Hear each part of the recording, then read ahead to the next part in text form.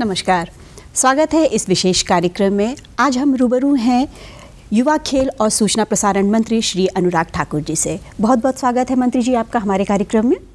धन्यवाद।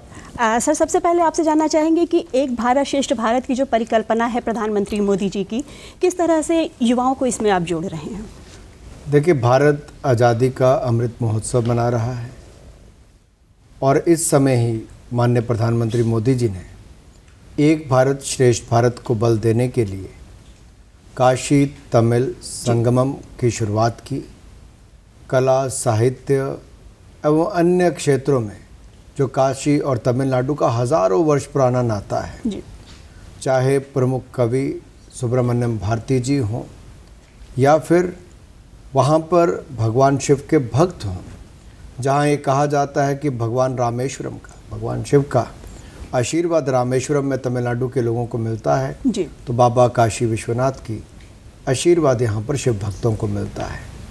दोनों में बहुत गहरा संबंध हज़ारों वर्ष पुराना है, लेकिन भाषा के कारण, दूर दराज के क्षेत्र के कारण, दूरी के कारण कहीं ना कहीं दूरियां बनी रही और इन दूरियों को कम करने का और साथ में लाने का एक अद्भुत प्रयास और बहुत सफल प्रयास प्रधानमंत्री नरेंद्र मोदी जी ने किया है जी। हज़ारों तमिलनाडु के हमारे भाई बहनों को काशी विश्वनाथ आने का अवसर मिला, भोलेनाथ के दर्शन करने का अवसर मिला, यहाँ की संस्कृति, यहाँ पर तमिल लोगों के योगदान को जानने का अवसर मिला।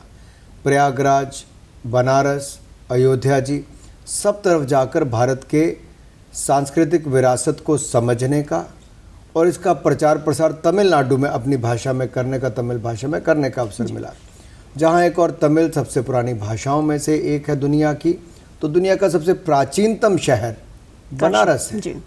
तो ये अपने आप में दिखता है कि ये दो संस्कृतियों को इकट्ठा लाने का काम, जिनकी बहुत पुराना इतिहास रहा है, प्रधानमंत्री मोदी जी ने किया और ये युवाओं में एक बहुत अच्छी छाप छोड़ रहा है। बुद्धिजीवियों में, व्यापारियों में, विद्वानों में, इन सब में बहुत बड़ा एक प्रभाव देखने को मिला है कि लोगों ने वापस एक बार इतिहास को जानने का अवसर मिला। खेलो इंडिया की शुरुआत की गई है, तो खेल के माध्यम से दक्षिण और उत्तर को किस तरह से जोड़ा जाएगा, कितनी भूमिका रहेगी? खेलो इंडिया तो पूरे भारत के लिए, टीम इंडिया के लिए कल्पना है जी। और ये इसलिए भी है कि भारत में क्या हो, टॉप स्कीम यानी कि टारगेट ओलंपिक पोडियम स्कीम, आप खेल की शुरुआत से लेके पोडियम पर मेडल जीतने तक की यात्रा कैसी हो, वो खिलाड़ी को चुना जाता है, उसका रहने का, भोजन का, ट्रेनिंग का, देश विदेश में सारा खर्चा करोड़ों रुपए का भारत सरकार वहन करती है जी। और आज हमारे खिलाड़ियों ने शानदार प्रदर्शन उस पर किया।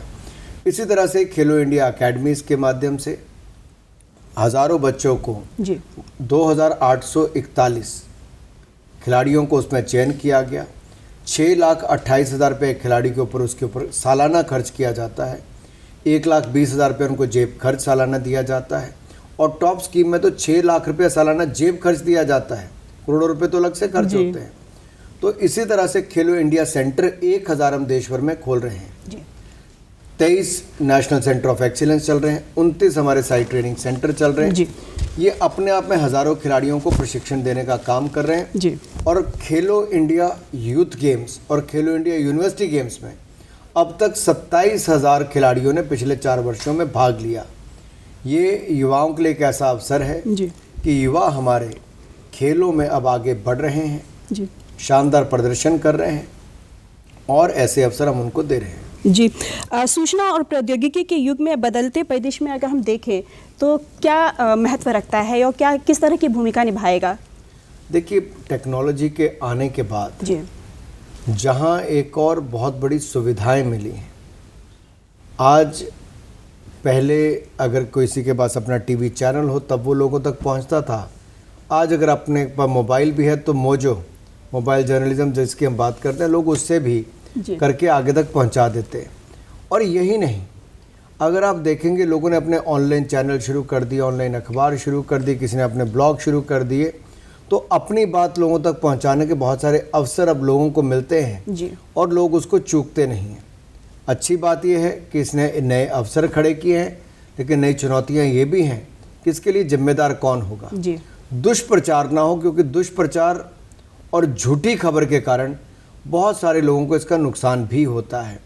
तो हमने पीआईबी फैक्ट चेक भी एक शुरू किया है कि लोग ऑनलाइन जाके पीआईबी के प्लेटफॉर्म पर देख सकते हैं कि कौन सी खबर झूठी है, उसकी जानकारी भी हम बताते हैं। 2 दिन से आप काशी में हैं, कैसा लग रहा है और काशी की जनता को क्या कहना चाहेंगे? काशी जितनी बार आओ, काशी के रंग में आप रंग जाते हो।